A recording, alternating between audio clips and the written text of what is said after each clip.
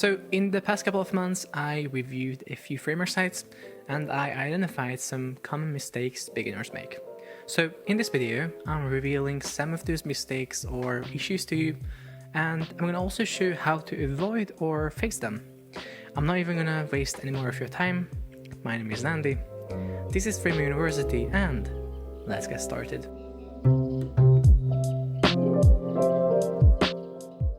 So here we are in this example project in Framer. Before I start anything, I just want to say that this project was created in one of my tutorials. So if you want to see how I created it and made it responsive and stuff like that, you can just watch the video. It's going to be down in the description. So let's start with the first mistake or issue that I see many times, which is like different overflow issues. And mainly when the site starts scrolling horizontally instead of vertically, or both horizontally and vertically. As you can see, I'm just scrolling here, and for some reason we have this horizontal scroll here. So why is this happening? Well, it's because we have a frame on this website somewhere that is set to probably a fixed width, and that's why it's overflowing the main desktop breakpoint, or not even the main desktop breakpoint, but these breakpoints right here on tablet or on phone. And that's why we can scroll horizontally as well, even here on phone. So we can do a couple of things to fix this. First of all, we can try setting the desktop breakpoint to overflow hidden.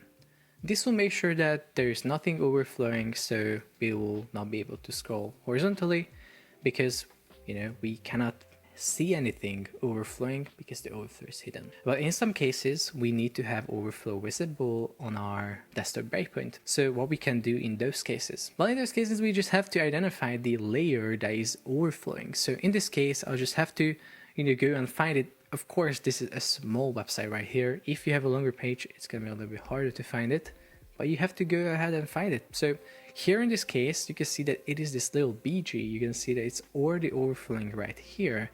And you can see that it's set to width fixed. So for example, here on the tablet, it's just gonna keep this same width, and it's gonna start like overflowing like crazy. And you can see that these cards are also overflowing. So we can just set the BG to maybe width fill or relative 100%. So it's always keeping 100% of the given viewport. And then of course, we're still gonna have the overflow of the card, but we can maybe switch the hero section to overflow hidden. So the cards are nicely clipped right there. So now we're not gonna have any horizontal scrolling. We can even take a look at this on a smaller device like on phone or tablet.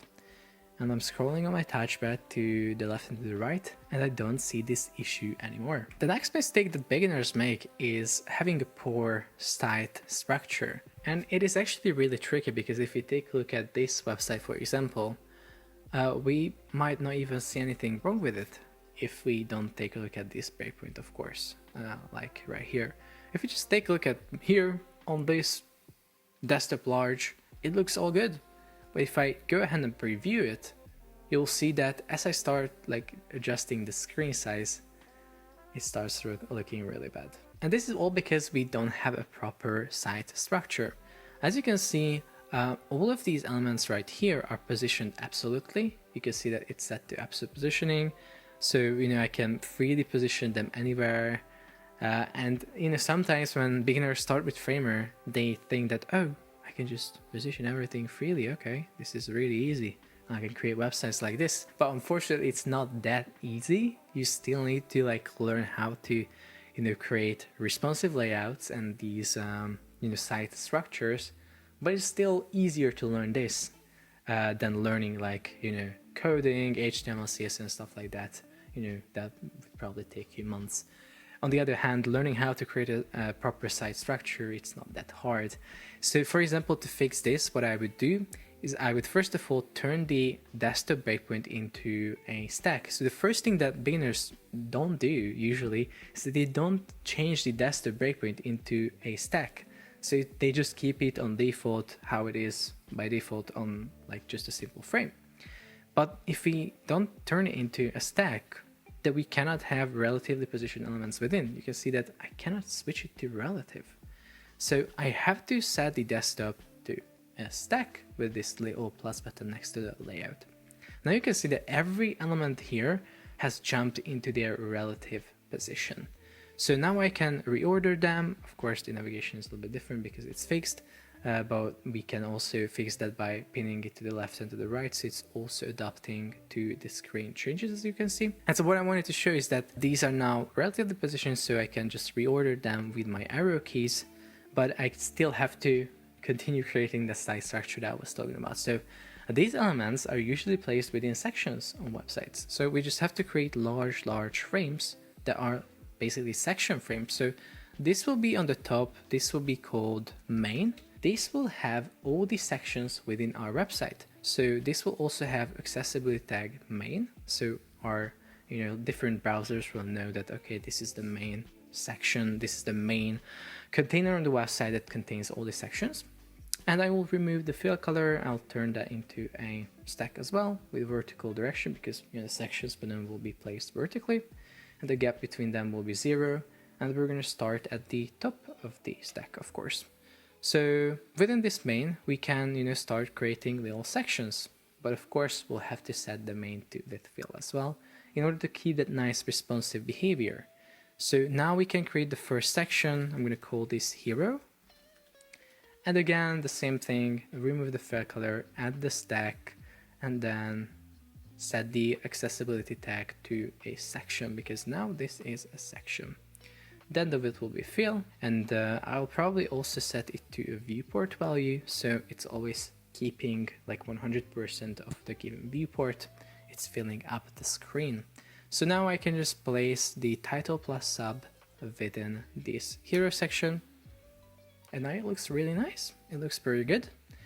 I can then create or just move this navigation to the top above the main. And then now I can just duplicate the hero. I can rename it to, I don't know, section. Remove the title plus sub and whatever that is within it. And then put the text layer and the cards within this new section. And yeah, this section will be having a vertical direction. And this text layer will probably be set to with fill, I think. And then what we also usually do with these sections is that we add a content frame within.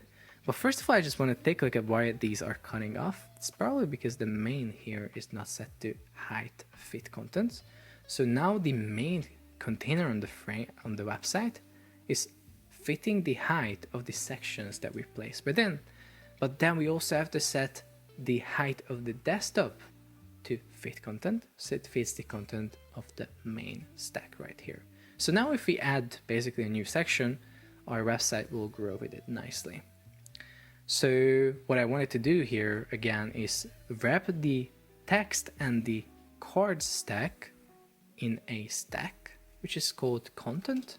Set that to with fill and set the alignment to the left, maybe add max width of 1000 pixels, and then just increase the gap here. And basically that's it. We can set this section to fit content. We can add top padding, bottom padding, so we have some breathing room, maybe 20 on the side, so when it will start getting a little bit smaller, it's going to be nice and responsive. And that's it. We can change the cars to width fill as well. So you can see that we're using relative positioning because it allows us to then set these widths to fill, which are really, helpful for us to create these sort of layouts. And so you can see that now most of the things are responsive. I think this is not set to a width fill because it's clearly not filling up the available space, for example, here. So you can set it to fill. And now, it's gonna be just a matter of making a few tweaks on these smaller breakpoints. Just as an example, these cards can be placed right below each other by setting their direction to vertical. So it's really easy. I'm not gonna go into detail, for example, how we fix or change this hero section and this title within to a responsive setup, because again, I actually made a full tutorial on how I create this website from scratch, so you can check that. But the point is that once you have a responsive structure on your website, it's going to be easier to later add new breakpoints and optimize your design on those breakpoints. So now you can even see that when I start adjusting the width here, you see that everything is nicely changing its width, adapting to the website's width. However, the navigation is not doing that. So I think you remember that we changed the pins here, or activated the pins. For some reason they got deactivated. Now you can see that responsive behavior is added to the navigation as well. For some reason it breaks here. Probably there's an override or something like that. So we can just set it back to horizontal direction. But yeah, that's it for now. I'm gonna also leave a link in the description for a video that explains to you how to set up responsive structures for your websites in Framer really easily. So maybe also you can watch that if you're interested in that. So let's go into the next little issue that I usually see on websites. Actually, it's not even an issue or mistake that I see. It's more of like a problem that beginners usually face, because when they start using sticky positioning, they might run into the issue that, oh, why is sticky positioning is not working?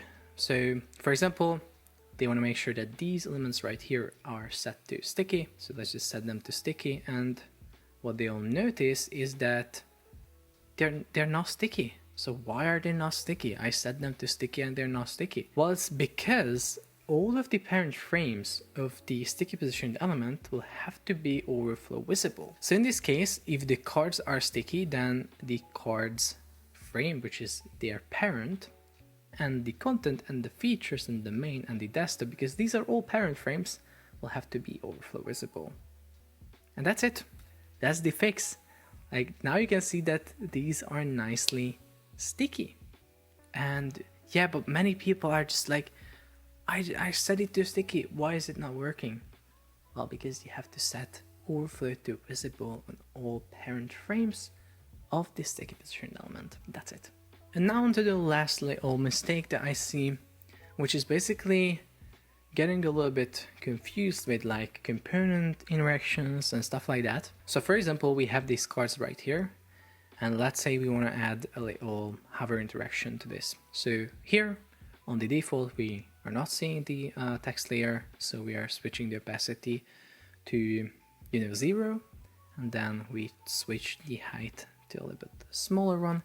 And then on the hover state that we add right here below that, we're gonna basically show the text layer. So opacity to 0.45, and then we're gonna switch the parent container back to fit content.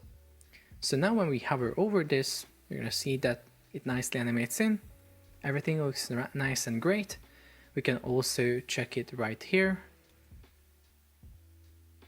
Yeah, they look really nice. And what beginners do most of the time is that they go like, okay, now I just wanna maybe change the styling of this text layer here. I'm gonna do it. I'll have like a right alignment for some reason.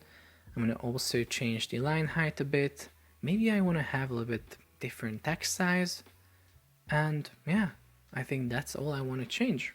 And they go like, okay, it looks pretty good. I changed the styling of the text. So now I'm going to take a look at the interaction, and they go here and they start hovering, and they might not even see, that's the worst part, they might not even see that we have this little flashing, glitching, weird thing going on when we hover over this. And the reason why this is happening is because this beginner has adjusted the styling of the text layer only on the hover state, and if we do something on a hover state or on a different variant of the component, it's going to only be applied, that change is only going to be applied on that specific variant. So in this case, this styling change of the text layer is only applied on the hover state. And the tricky thing is that we cannot see the text layer here, but if I change it to opacity 1, or opacity 45, exactly what we have on the hover state, and we make this parent a little bit larger, you can see that the problem is that on here we still have the old styling. So a really great practice that you can try to remember is that every time you want to change an element, a styling of the element on a component, make sure that you do it on the primary variant, because that's how it's going to apply to all other variants. So in this case, instead of setting the size, the alignment and everything right here on the hover, we go back to the default primary variant and adjust it here. And you can see that now it is jumping to the new alignment, it is changing its size and everything. It's nicely following its primary variant. And again, this is tricky because by default, we're not really seeing this right here. But that's why we have to like keep this in our mind. And even if we don't see it, we have to go back to the primary and adjust these right there. Because now you're going to see that if we do it this way, there is not going to be any like weird glitching, flashing or anything. So yeah, pretty easy fix, but you know, hard to get in the habit of adjusting, you know, elements on the primary variant if we have like a bunch of variants. So yeah, basically that's it for this quick video. I actually have a bunch of more like little mistakes or issues that beginners usually have on their websites. So I don't know if this is something you want to see more of. Let me know in the comments if I do a part 2. And yeah, if some of you guys want to see more of these videos, I'm gonna probably make more of them.